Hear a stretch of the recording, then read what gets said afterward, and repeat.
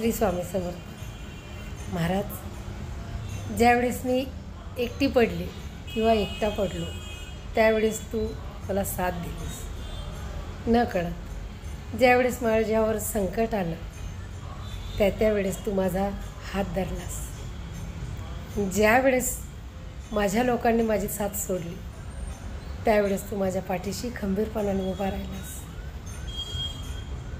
असं महाराजांना आपण म्हणत असतो आणि म्हणायलाच पाहिजे, आणि ते सदैव आपल्या पाठीशी असतात. म्हणून त्यांनी म्हटलं ना, आठव कितीदा दिली त्यांनीच साथ, नको डगमगू स्वामी देतील हात. मग रोज तारक मंत्र घरामध्ये आपण म्हणायलाच पाहिजे. एका प्याल्यामध्ये पाणी घ्यायचं, 2 अगरबत्त्या लावायच्या आणि तारक मंत्र म्हणायचं. तुम्हाला जेवढ्या वेळेस म्हणता येईल तेवढ्या वेळेस म्हणा. किती वेळेस म्हणू ते नाही विचारायचं.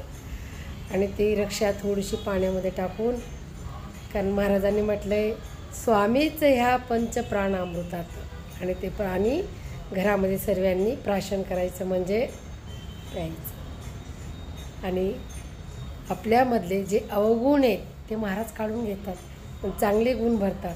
कारण शेवटी ती आई आहे. आईला हमेशा वाटतं माझ्या मुलांनी सदैव चांगलं राहावं. म्हणून म्हणा बरं सगळ्यांनी, श्री स्वामी समर्थ. जय जय स्वामी समर्थ.